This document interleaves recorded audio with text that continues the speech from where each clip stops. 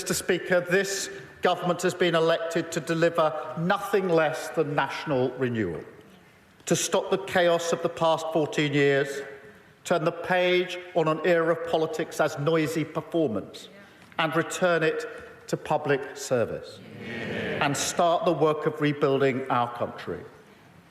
A determined rebuilding, a patient rebuilding, a calm rebuilding, a rejection in this complicated and volatile world of those who can only offer the easy answer, the snake oil charm of populism.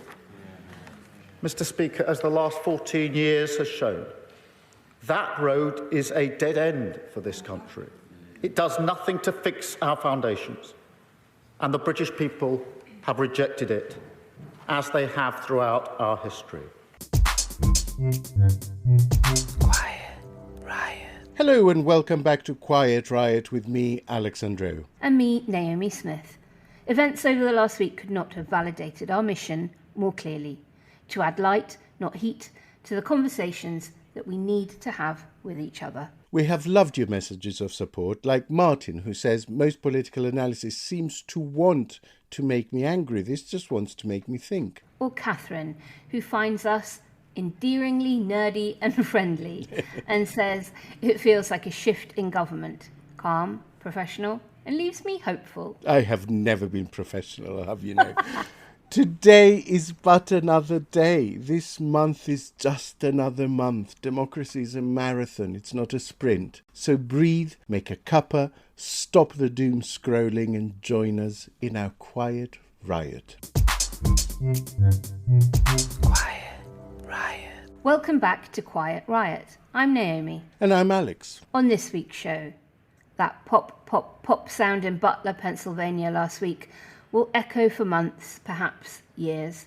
We discuss the implications with former UK ambassador to the USA, Sir Kim Darroch. And at home, Starmer launches the government's legislative programme, promising to turn the page on an era of politics as noisy performance, a rejection in this complex and volatile world of those who promise the easy answer. And no, we didn't write his speech. We discuss the parliamentary session ahead with our guest, Liberal Democrat MP Layla Moran. Plus, of course, a smorgasbord of regular features. Kenny's not with us today. We gave him the day off for a caber tossing competition. Quiet Riot. Now, I don't want to make a big thing of it, but last week we were only 9 seconds off managing the week in 60, so no pressure. And much love to listener Derek, who wrote, "Loving the podcast, I listened to it on 120% speed, which meant your latest 68-second week in 60 came in at 59.5 seconds.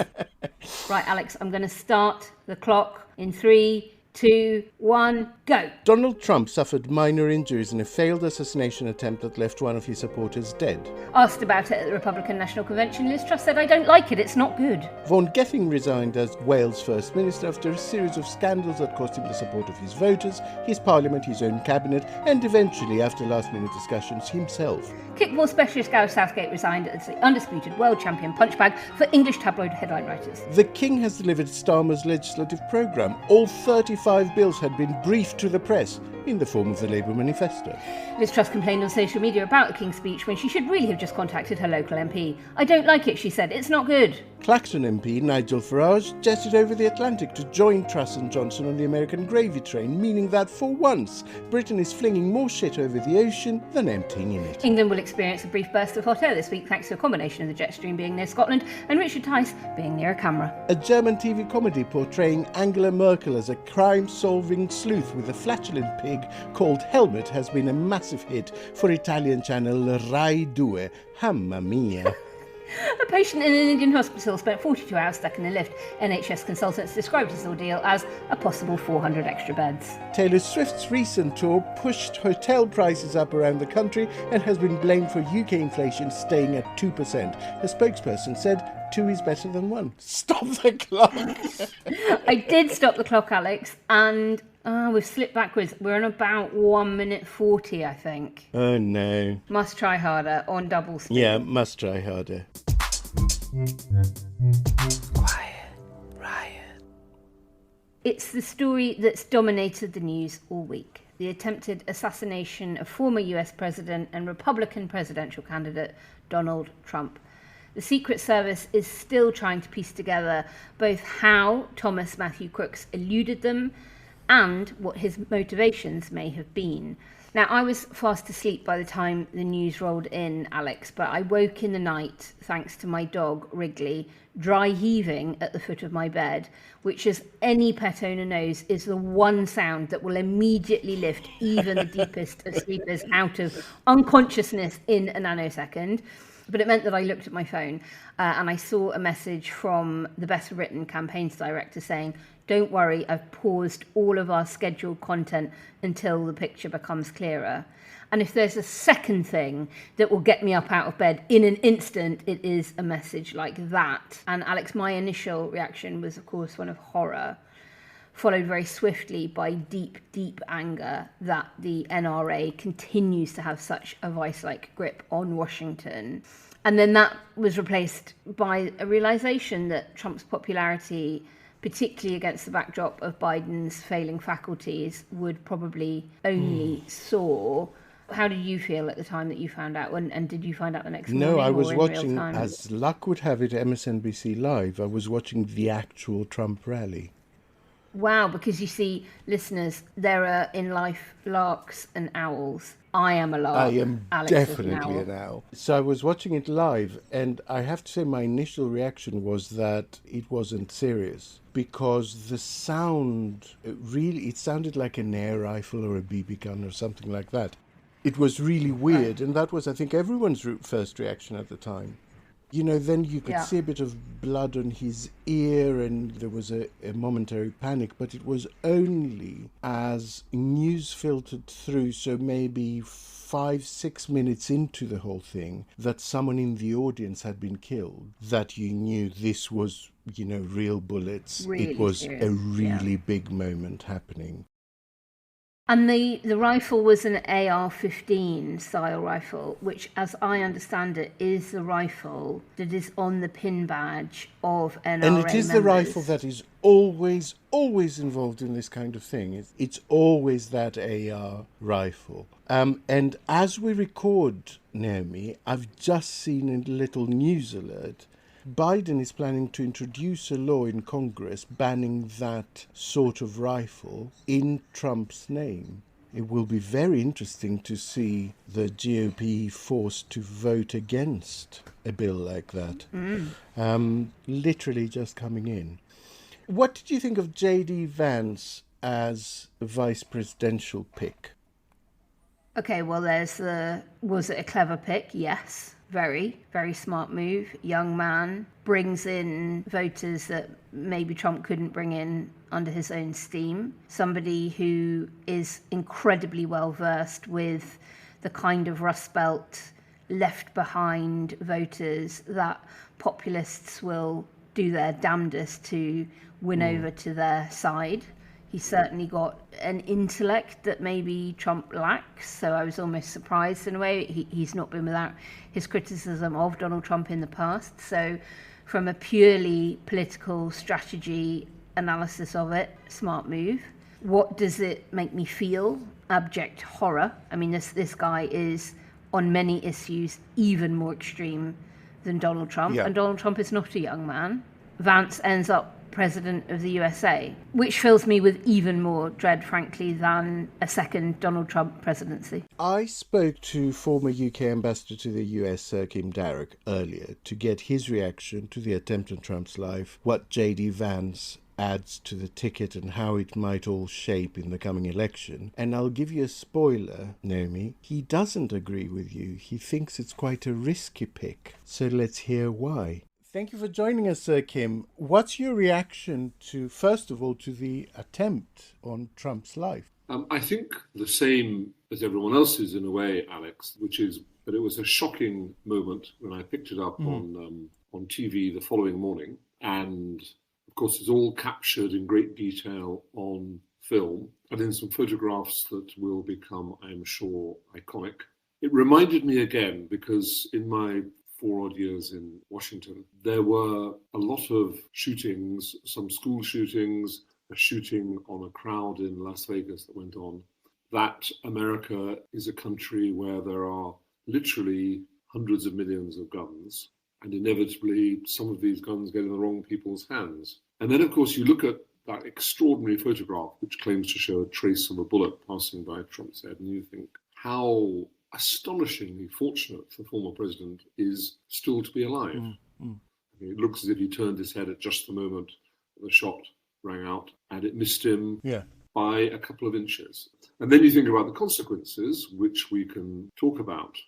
Look, in the eyes of his base, which is already extraordinarily loyal to this individual, this will have added to a status, to a reputation that is by now, it's messianic. Messianic is a good word. I was about to say it's mystical, but messianic is good. And they will think that somehow someone up there is protecting him for this kind of thing to happen and turn out to be a near miss. Yes, it's extraordinary. The contingencies of history, Brian Klaas calls it, a change in the breeze, a twitch in the trigger, and suddenly you're looking at a completely different world to what you could have been looking. And what I think has had very little attention and coverage is the sort of America we'd be looking if the attempt on him had been successful, which actually I know everything looks to be on fire now, but I don't think it even comes close to what things would be like if he had been killed. Absolutely right. I mean, there's already a wave of crazed conspiracy theories sweeping the internet, some of which are getting millions and millions of views and pickups.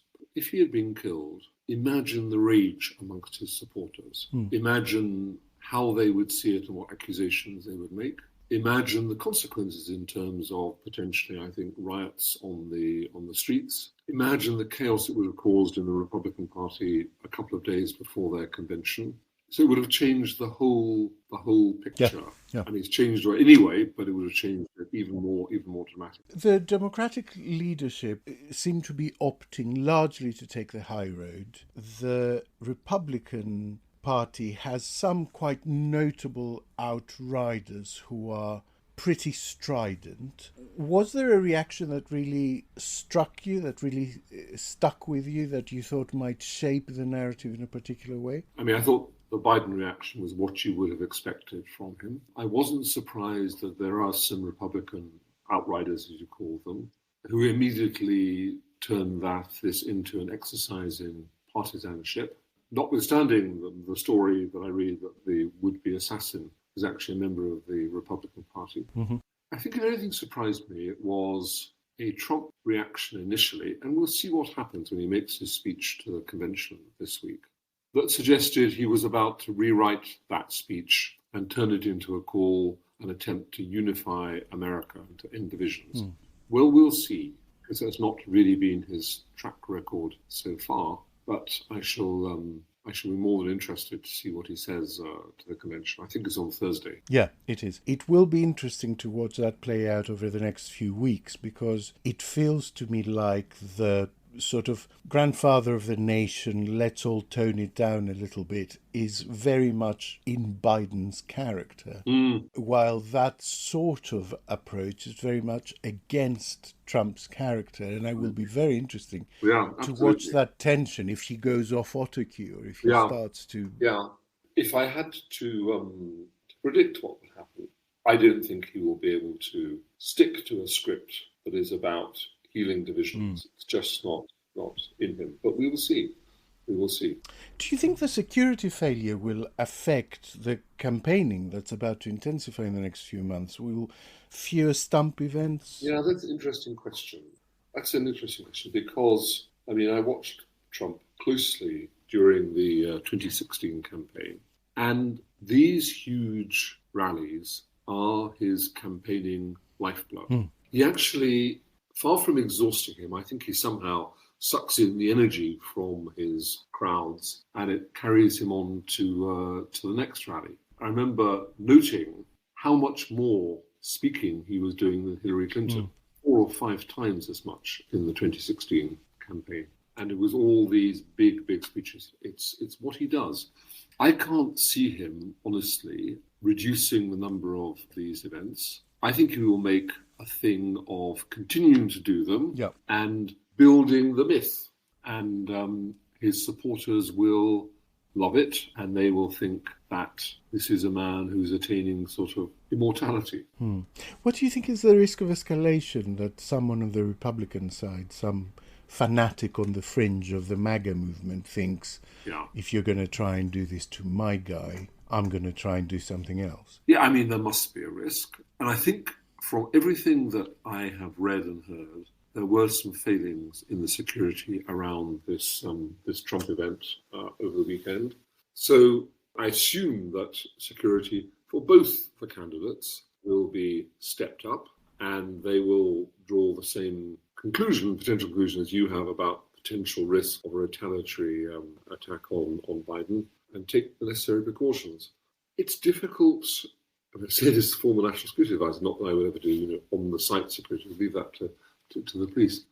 But it's difficult to cover every possible vulnerability, and unless you throw literally thousands of people at it, and so the risk can't be eliminated completely. It just can't. Yeah, certainly I think we will see at a bare minimum that bulletproof glass around the podiums from yes. now on, I would think. Yeah, I thought that simply as well. I mean, in a way, I was quite surprised that it wasn't there, right? It wasn't there already, yeah. Quiet Riot. Now, there's one aspect that I think is probably the most important because it's the most immediate effect, and it hasn't been discussed as much. What does this do to chances of the Democrats replacing Biden? There's two views on this. The short answer is, Alex, who knows? As of now, it's early days to say how it's going to work. But I have some Democrat friends who are profoundly despondent, and they think that it will knock the momentum out of any attempts to replace Biden as the candidate. And essentially, some of them are all saying the Democrats are going to give up now. This is all lost because of what it will do for Trump's status and for his support, and for wavering Republicans who might not have voted for him. But there is an equal and opposite view, and I picked up something only an hour or so ago that I was reading in the American media, that the effort to get Biden replaced as the candidate that is going on, at least in Congress, has restarted after 48 hours pause while the news from this assassination attempt sunk in, and has restarted with, if anything, greater intensity and greater support than before.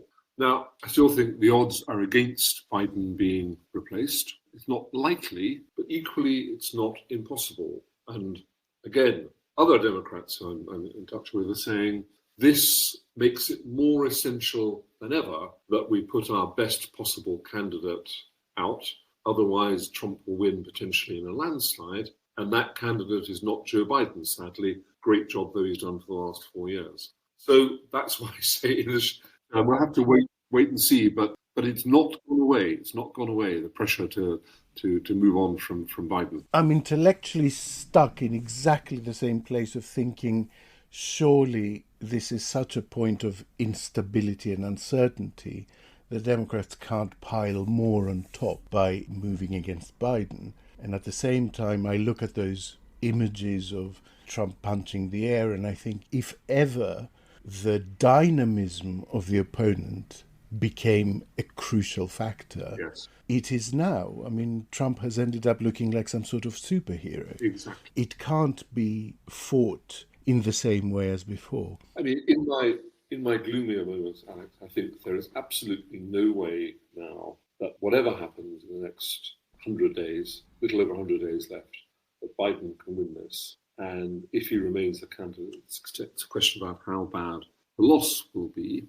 But I do think, and this may just be wrong on this, I do think that if they were to alight on, through a very well-staged managed convention in August, a new duo, both of them much younger faces, and at least the presidential pick being Kennedy-esque, a really good debater, absolutely looking the part. It's just possible that that sort of excitement with a new face, because 70% a few weeks ago, if you checked the polls, you would have learned that 70% of Americans don't want either Trump or Biden on the and Karl Rove, who is a Republican, very, very smart political analyst, used to be George Bush's man, George Bush Jr.'s man, said a few months ago, the first of the two parties to pick a younger candidate, and the two, it looks like the race will be between, will win this election. Now, a lot's happened since then, but is that fundamentally wrong? And there are some good politicians on the Democrat bench, as it were, that they might actually be able to turn this around. Because I would bet a lot of money that Biden can't turn this around now. Yeah, I think that fundamental truth remains. I am less gloomy than you. Let me try and pick you up. I just think he's just won the election 4 months out. I think it's quite premature, actually, in this kind of environment. It just feels like in 4 months' time, the vast majority of people might be going, oh yeah, that happened, like they did with January 6th, which again we thought would be the monumental event that finally ended Trump, and it just wasn't. It passed into memory very, very quickly. And so I also think in a way it's a time of danger for the Republicans, because it's a very powerful moment and they may end up overplaying it. If that image appears on tea towels and mugs and caps, by the time of the election, it might have lost all its potency actually for undecided. And I think we see a tiny sign of that overplaying of the hand a little bit in the pick of Vance as VP on the ticket. What did you think of that appointment? Well, just on the point you made, which is a very interesting one, Alex. I mean, I'm arguing against myself here, but you've reminded me that during my 4 years, 3.5 years in Washington, I would look at the polls one way or another most days. And the most striking feature of them was how short people's memories seemed to be. And I remember, for example, everyone writing off Trump in the 2016 race because of the Access Hollywood tape. And his poll numbers did take a dip, a serious dip, for about 2.5, 3 weeks. And then they started rising again, helped by James Comey reopening the investigation into Hillary Clinton's emails. But then you looked at things which Trump had said, which aroused a lot of public outrage. For example, calling the far-right rioters in Charlottesville fine people. And then it dipped again, and then it recovered within about 3 weeks or so. So, in support of your yeah, it just feels like we're in a different sort of cycle, if this had happened in 1970 and you had the national newspapers every day and the evening news every evening, I think this would have lasted as a moment of potency for months. But right now, it just feels like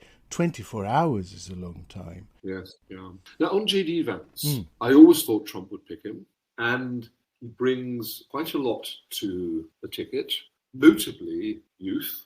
He's 39, I think. He's already got a public national profile because of his book. But look, just looking at what he has said over his very short political career, he has changed hugely from being a Trump hater, and there's quite a lot of stuff out there, some of his quotes about Trump, which are pretty vicious, to one of Trump's strongest supporters. And if you see some of the stuff that he says kind of daily out there in the newspapers tomorrow about us being the first Islamic country to gain a nuclear weapon, or to have a nuclear weapon. I mean, he's a shooter from the hip. Pence, in a way, when he was VP pick, I think he was a counsel of caution to Trump and stopped Trump doing some things. Pence held Trump back, and Vance looks to me like a man who wants to outdo his boss, his mentor, see even more extraordinary things. And I don't know if that kind of doubling up on sort of Trump rhetoric and outrageous things will be good for them in the end. Plus, the other thing here is another white man. Apart from the youth, what does he bring to the ticket when he could have picked a candidate from the African American community? I know Tim Scott, the African American senator for, North Carolina, who's a good man and would have brought that community with him.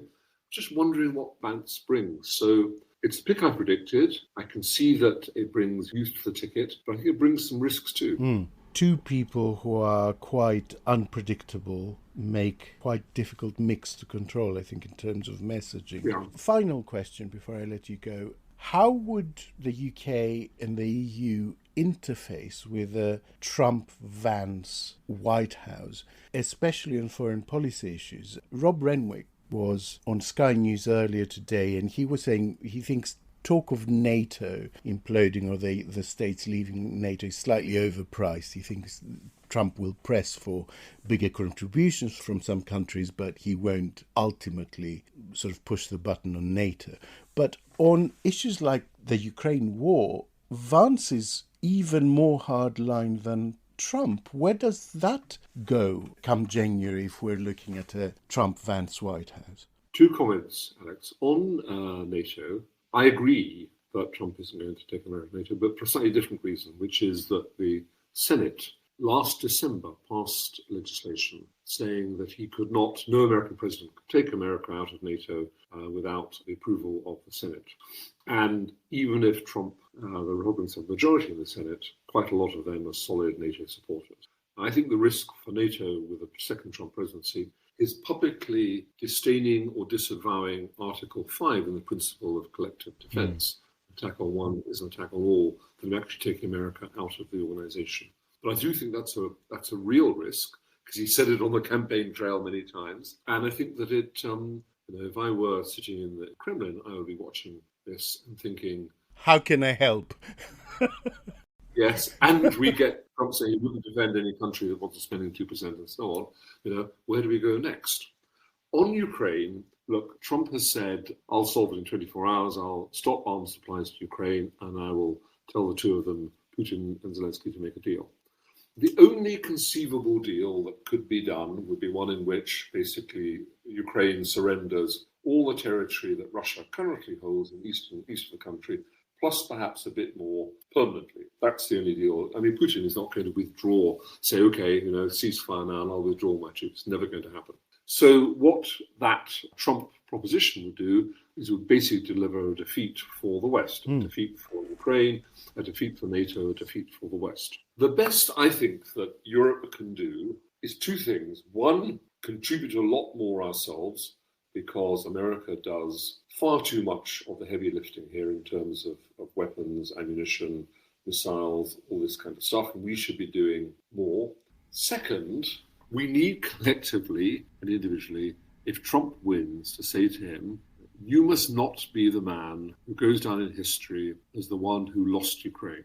That's not your self-image, and that's how it will look. You've got to make some arguments to him that appeal to his self-interest and which make him think about his place in history. Now, may not work, and it's worrying that so much of the Republican Party and so much of the Republican base want to stop American military supplies to Ukraine. But it's just possible, I think, that appealing to Trump's sense of his place in history might make some headway. Thank you for joining us, Sir Kim Darroch. We'll speak next week, I guess, when an asteroid threatens to land on Illinois or something. Who knows? Yes. Thank you. Thank you very much. What was it like interviewing Kim? You've interviewed him before, but did you feel he was more candid this time? I think I have a sort of shorthand with Kim now. It feels like he likes me, so he loosens up a little bit, and I made him laugh a few times, and he was quite apoplectic about the whole affair and pessimistic about the future, which I am not. I understand I'm in a very, very small minority, but I refer you back to my prophecy about Boris Johnson. Correct. People like Trump are at their most vulnerable when they feel invulnerable. I mean, don't get me wrong, I think Biden needs to be replaced for all sorts of reasons. Youth power, dynamism have become even more important after that assassination attempt and those images. It plays well for Trump in the short term, but my sense is that 2 loose cannons like Trump and Vance trying to outdo each other for the next 4 months, which is a very, very long time in the current environment, it just feels like there's a huge danger they will overplay their hand. I agree. A day is a long time in politics at the moment, let alone a week, let alone, as you quite rightly point out, another 4 months. the thing that has sort of horrified me most about Biden wanting to cling on was an interview I saw with him, I think yesterday, so that would have been Tuesday if you're listening to this, guys. And it was when he was asked, who do you take counsel from? Who is the person in your life that gives you advice on things like whether or not you should withdraw? And in his sort of usual now slightly bemused, confused state, he just says, me, I listen to myself. And at that moment, I think people needed to hear him sound much more normal and human and say, well, of course, my wife Jill, my children, and my special advisors around me, or something like that. And that, I think, is the problem with this situation, that with Trump in those images that have become quite iconic, looking like a sort of superhero, Biden's only possible strategy is to try and outdo him in that. And there is no way he can do that. I hope that in the next few days that will become clear. I am assured that even though I thought this would kick the whole thing into the long grass and make it impossible to replace Biden, that actually efforts to do that have intensified, if anything. So we will keep a very, very keen eye on developments. We have our trusted companions, Sir Kim and Brian Klaas, and we will be, watching what happens. One thing I wanted to bring up, just because it was so bizarre, was Melania's letter to the nation. Oh my God, give us a readout. My favourite paragraph is where she goes, a monster who recognised my husband as an inhuman political machine attempted to wring out Donald's passion, his laughter, ingenuity, love of music and inspiration. The core facets of my husband's life, his human side, were buried below the political machine. Donald, the generous and caring man who I have been with through the best of times and the worst of times. Wow. I know, right? I mean, she's barely been seen. Oh, she loathes him. Plainly she loathes him. And I loved the ending of it, which was, Dawn is here again. Let us reunite now. Is Dawn his latest squeeze? I love that now as a separate sentence, because the rest of it is so consensual and, let us all be friends again. Let us reunite now.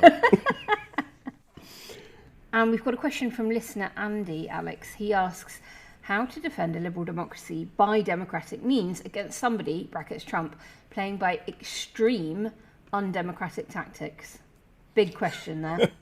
Not easy, is it? It's a massive dilemma, and I have to say I was quite disappointed by the reaction of some people online, even some commentators who are considered sort of moderate. There's been a lot of stuff flying around, like, photos of Trump playing golf, which have been debunked as being from 2-3 years ago, and loads of people going, it was obviously a setup, and and loads of people saying, I understand the sentiment completely, right? Saying, we're the mugs playing by the rules, and they're absolutely mullering us out there because they don't play by the rules. So shouldn't we, I don't know, be allowed to do likewise? No, I mean, I always come back to Michelle Obama's, when they go low, we go high, because it's our principles, it's our values, we have to. Now, look, I'm not saying that dark arts aren't occasionally useful in politics and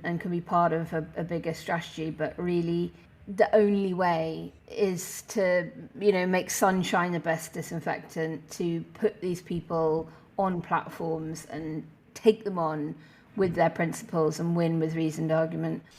Yeah, it's difficult. It is. But if this project stands for anything, it is for that, because I think ultimately, if you become such a different creature in the battle to win that you end up being Trumpian anyway, then they win. Quiet. Right. Now it's time for our regular feature.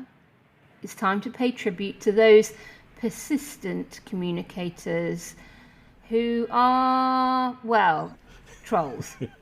It's time for You Gotta Troll With It. Alex, I think you got a good one for us this week. Is she back? She's back. Charlotte is back. Charlotte wrote to me just before the Men's Euro 2024 final saying, Alex, I am aware this will risk sounding churlish and petty, but I must tell you that regrettably I am unable to support England.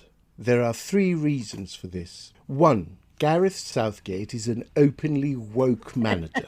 2, there are no Tottenham Hotspur players in the squad, and like you, I believe, I am Spurs through and through. Look, I can only approve of the second reason, although I would point out that that entire team was basically groomed at Spurs. So even though they're not Spurs anymore in their later years, people like Harry Kane or Kyle Walker, you know, they're Spurs through and through. Did they come through the youth academy? Absolutely. I mean, I saw Harry Kane play his very first game. I was actually at White Hart Lane. He was 17, I think. And I turned to my fellow season ticket holder and I said, what a donkey. We'll never see him again. Okay, I take everything back. About you being a prophet in your own land. Listen. What do you know? Listen to me on politics. Day job, do babe. not listen to me on football. So her third reason is, and most importantly, Keir Starmer. While I'm determined to be fair about our new Prime Minister, already he's going round telling anyone who'll listen that England have never lost a penalty shootout in a Labour government, and President Sleepy Joe Biden is giving Starmer false credit. This is absurd and annoying, and heaven knows the unearned benefits Starmer will accrue if England wins the Euros. His popularity will soar even further. So sorry, Keir, on this occasion, the national interest before country. Viva España. Well, Charlotte, she got her way. She got her way. So thanks, Charlotte. I bet you feel good about yourself now. Thank you, Alex. And listeners, if you stumbled across a particularly delicious or innovative bit of trolling, send it through to us, quietriotpod@gmail.com. The palpable relief I feel at not waking up each morning only to be left slack-jawed at the latest outrageous bit of rhetoric falling from a minister's mouth like a noxious burp is testament to the last 14 years. My shoulders have dropped about an inch, Naomi. My voice is returning to its baritone pitch. What a relief to see a government announcing the exact things on which it was elected. What a joy it is to be arguing about policy. Aggressively, robustly, I don't care, but arguing about policy rather than personalities. How alien it is to see ministers on the international stage that I do not feel embarrassed by. How novel to be talking about prison capacity and child poverty instead of parties, PP, and pay-to-play lobbying scandals. I mean, I'm not naive. I know the relative normality and calm won't last for long, but the last few changes of PM, it didn't even start. We just went from deep dysfunction to deeper dysfunction, from crisis to bigger crisis. So even if this is a brief pause, I am grateful for the breather. Quiet rioters, it's me, Naomi. I'm on my way into Parliament today, just after the King's speech, to find an MP who can give me their rapid reaction. Let's see who I can find. And I'm back, and I'm delighted to be joined by Liberal Democrat MP for Oxford West and Abingdon, Layla Moran. Layla, welcome to your inaugural Quiet Riot. Oh, it's so great to be here with you in Parliament again. Again. Third time round. Back. Oh my God. If you and I have anything in common, it's our Europhilia. Mm-hmm. You were a leading member of Best Britain's cross-party, cross-industry UK Trade and Business Commission over the last few years. And in his speech, the King said, "My government will seek to reset the relationship with European partners, work to improve the UK's trade and investment relationship with the EU." I've had a little bit of look at the detail, much of it in the Product Safety and Metrology Bill. Very odd name for a bill. And it seems to me to be the unilateral domestic implementation of our top recommendation of beneficial alignment with EU standards and regulations. Is Labour so far exceeding your expectations on the relationship with Europe? I mean, no, because our job as Lib Dems will be to push them as far as we possibly can. And, we aren't unafraid to talk about the mire of red tape that businesses have found themselves in. And yes, if they are intending to do some things about things like standards, all very well. They talk about veterinary agreement, but they don't, for example, want to even consider implementing an under-35s mobility scheme, which is the obvious place to start to win back some of that trust. So let's see. I think they are absolutely driven by sort of improving the economy, and on that we will agree.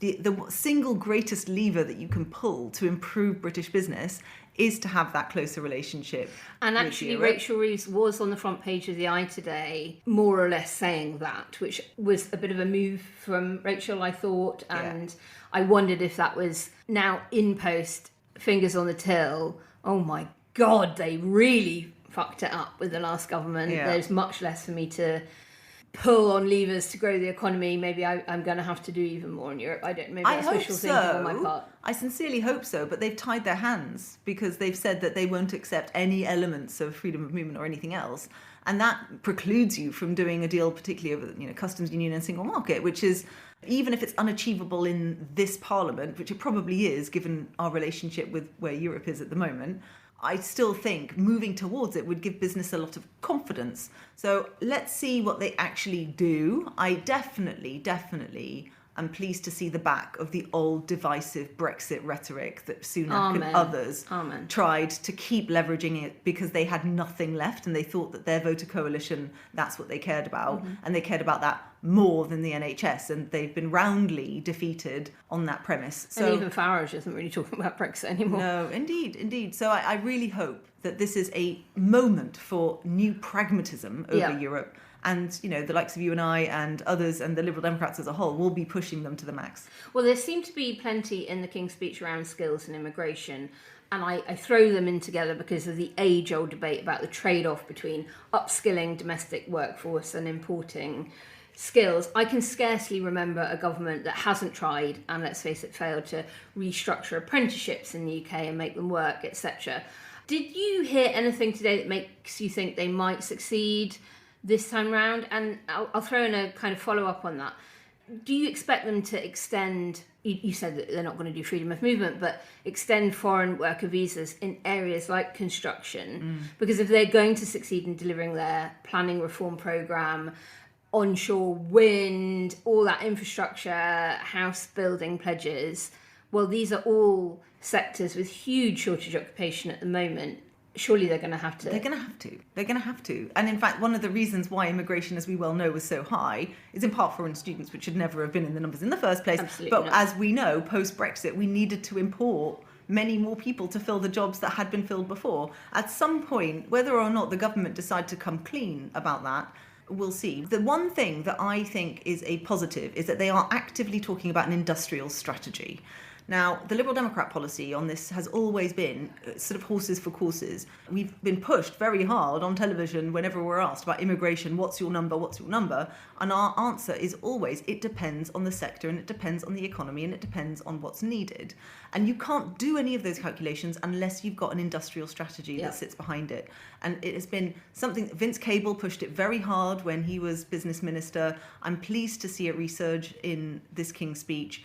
And I will be backing that to the hilt, because once you've got an industrial strategy, you know what you need in your workforce. Then you can plan, because it takes ages to train people up. And finally, we might actually have some clarity on it. It's going to take some time, though. And I think on this, we are looking at a several-year horizon. It's not going to be something anyone can fix overnight.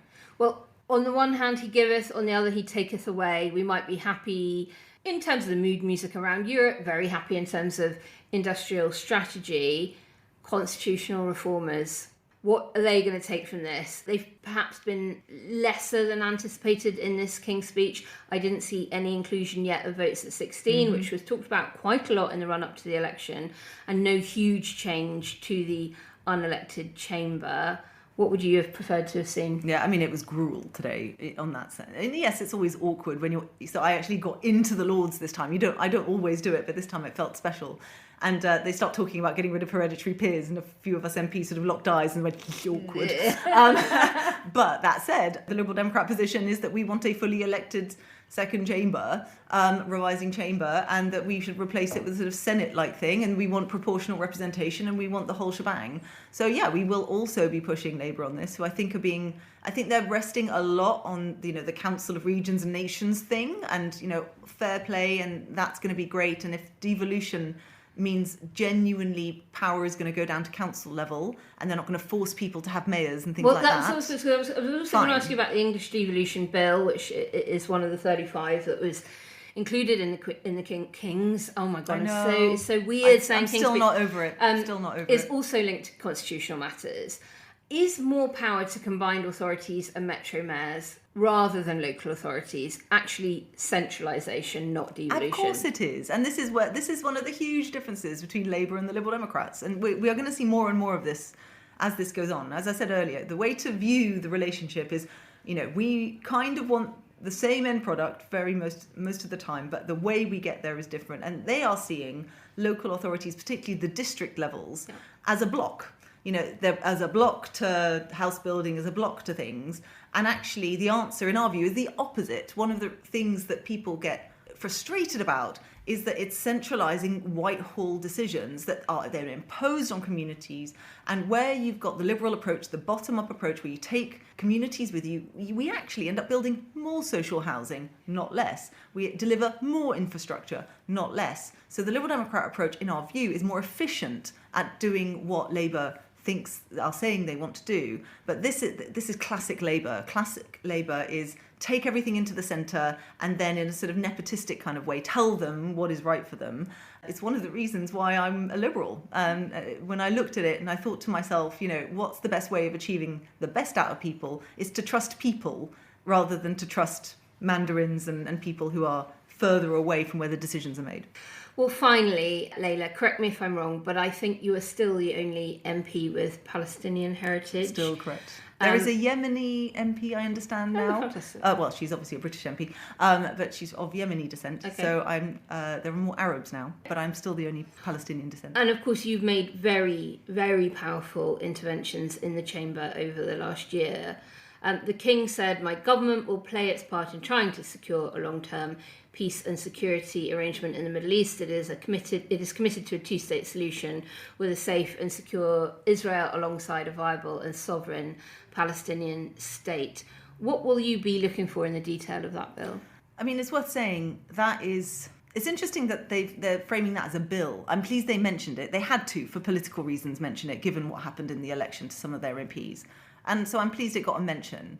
It's not actually a change. That's not a change in policy. That has been the long-standing policy of the British government from even before the Conservative Party. So what I want to see is not just a change in tone, but I want to see concerted change in policy now. And a really good example is quite recently we heard that they were considering removing the block at the International Criminal Court to allow the arrest warrants for Netanyahu and Hamas.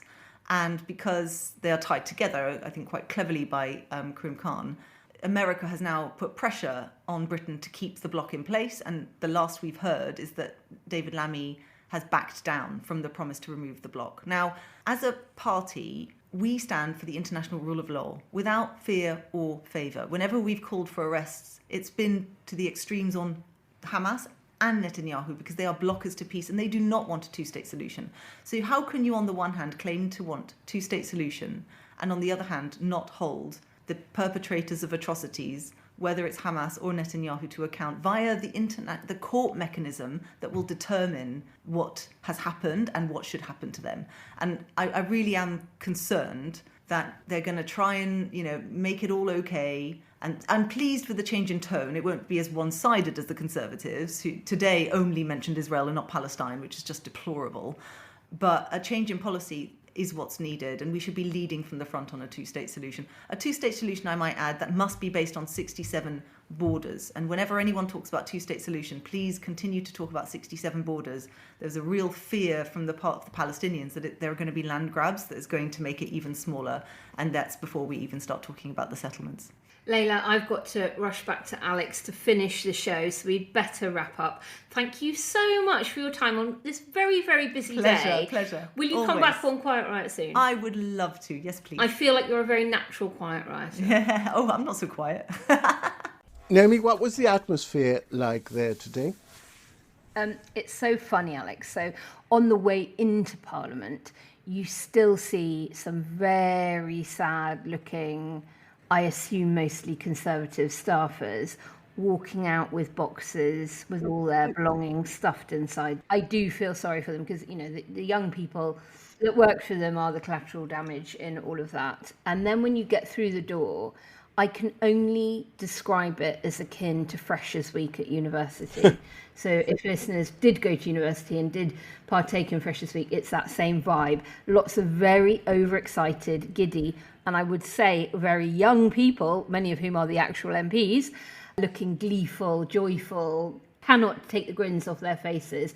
They're obviously a little bit starstruck by sort of seeing Beth Rigby walk past, and you know, it's very, very sweet seeing how eager and shiny and new they all are. And you'll have heard in my interview with Layla, people talking about, oh, I've got to wear nice clothes now, and I'm going to be on TV every day, on Parliament TV.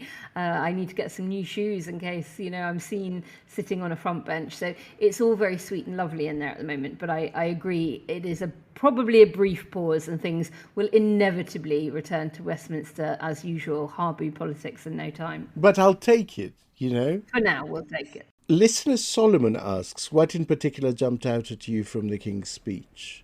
Give me your top line. Well, I never want to hear Ed Davies say, water sports are my thing, ever again. I have to say, as someone representing the gay community, that means an entirely different thing. Well, indeed. And I very much am an LGBT plus ally. So apart from that, I was very pleased to see commitments on things like the radical reduction in violence against women, girls, on the banning of LGBT conversion practices. Hallelujah. That has taken too long to become law, and I'm really pleased to see that that's a bill within the King's speech. Really good stuff on increasing democratic engagement, good stuff on education. And in terms of what wasn't there, there wasn't stuff on votes at 16 and automatic voter registration that we would have hoped to see. On Europe, I was pleased. You'll have heard me talk about that with Layla, so I won't go over it again. I think that probably goes a bit further than we were hoping. So yeah, I think I agree, you know. It really was more positive and more ambitious than I thought it would be. I think what jumped out at me, obviously for personal reasons, the ban on conversion therapy is incredibly important. But I think something that seems to have slightly escaped a lot of notice is the legislating for a duty of candour for public servants. Oh, yeah. I think this is actually a really big thing, Naomi. It is this government's equivalent of the freedom of information that Blair announced in that first King's speech. Which he later said was his biggest regret of government. Well, because it made government difficult, because it made transparency, you know, more accessible to Indeed. everyday Brilliant voters. bit of legislation. And I think this duty of candour, things that we are seeing at the moment, like the COVID inquiry, like the post office inquiry, like the infected blood scandal, they all go back to a legal lacuna, a complete vacuum in the legislation about this exact thing. And I have seen, I can't tell you how many reports, the report into the Met Police, the report into the infected blood scandal that I've already mentioned.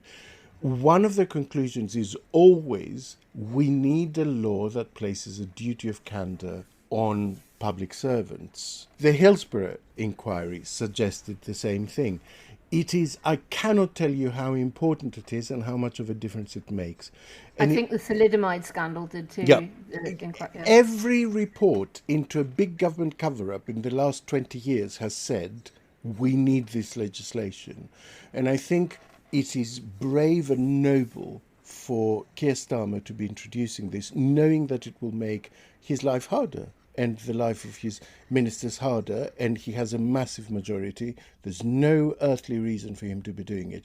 The only reason he's doing it is because it seems to me that his commitment to raising standards in public life is real. It wasn't some politician's line. It feels very him, and that this wasn't something cooked up by a minister or an advisor. It feels like something that was at the root of why he got into politics. I agree with you. This is very much a flagship Starmer thing.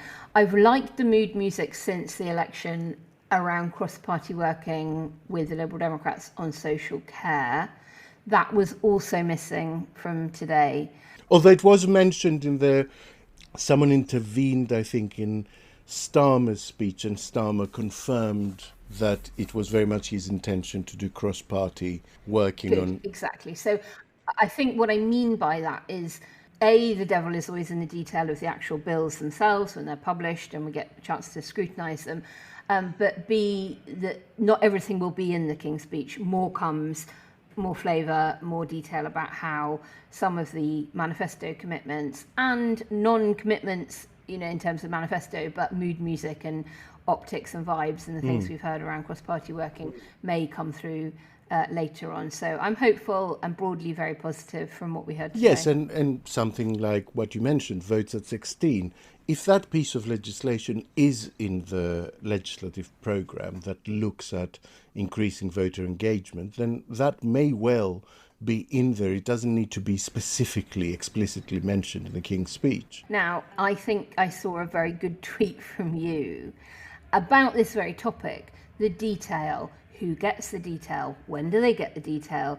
I think you might have a bit of a funny incident to share with us. I'll drop the audio here. It's from Newsnight last night, and it's a couple of journalists making a joke. It's Nicholas Watt, who is the political editor for Newsnight, I think I'm right in saying, and Freddie Gray, who is the deputy editor of The Spectator.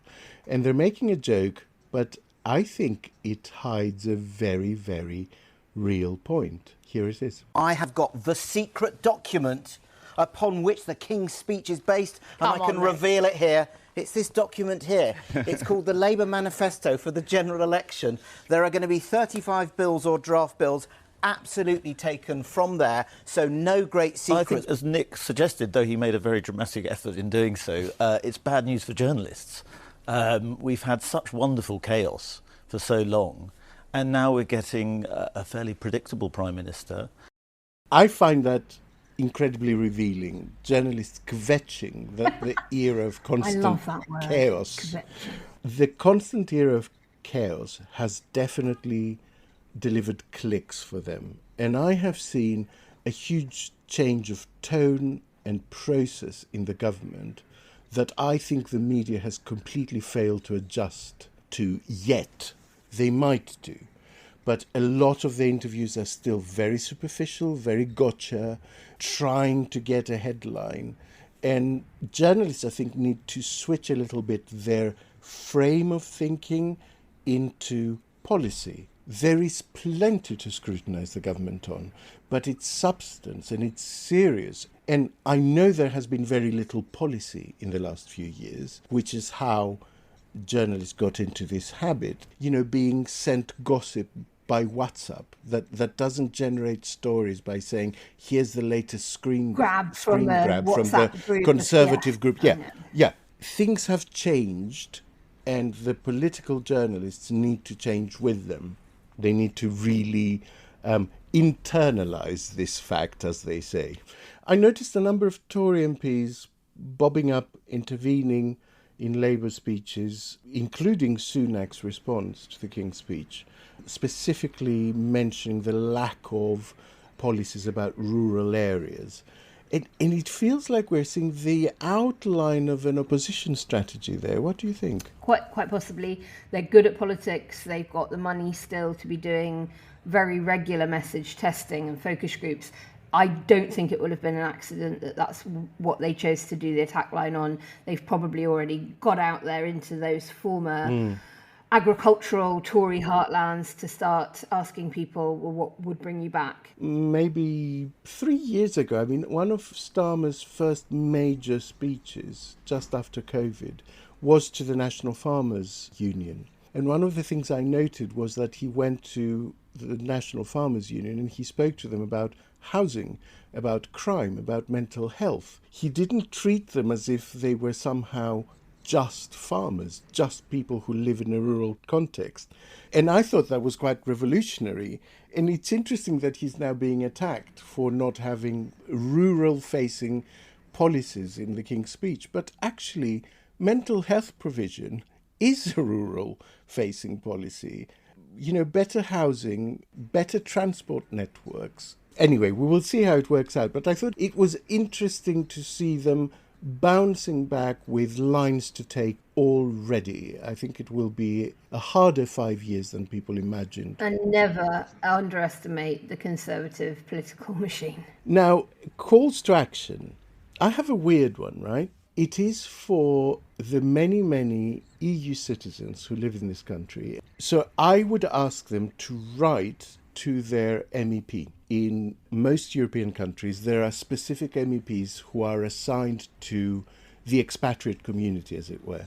So I have a Greek MEP that is responsible for the expatriate Greek community, and everyone will have the equivalent. And I would suggest that we write to our MEPs and impress on them the idea that softening Brexit affects millions of people who were left stranded in the UK. I don't think it's a point that's made sufficiently. We are a large demographic, and I don't think it's even on the radar. So I think if loads of people wrote to their equivalent MEP and said, I want you to know that improving the deal with the UK as a Dutch MEP will help thousands of Dutch people who live in the UK, I think it will start to create a narrative of cooperation. What do you think? I love it. I think that's absolutely delightful. Well done. And with that, we can bring this week's bumper episode, to a close.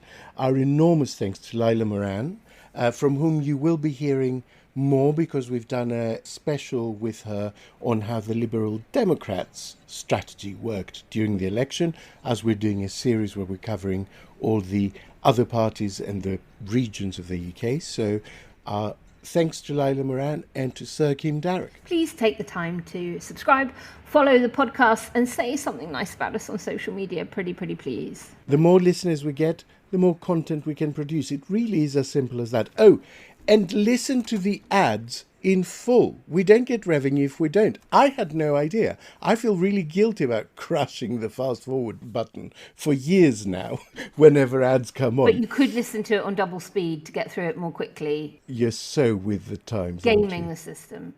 Listeners, thank you so much. We'll be back very, very soon. Bye. Quiet Riot is an audio production by Cooler Heads with Naomi Smith, Alex and Darren Kenny Campbell. Music by Mariana Sangeeta, artwork by Simona Canellu. Quiet Riot is a co-production with Sandstone Global. Riot. Which fills me with even more horror, frankly, than Donald Trump being president of the USA again. Let that helicopter go by. That'll be the Prime Minister, probably.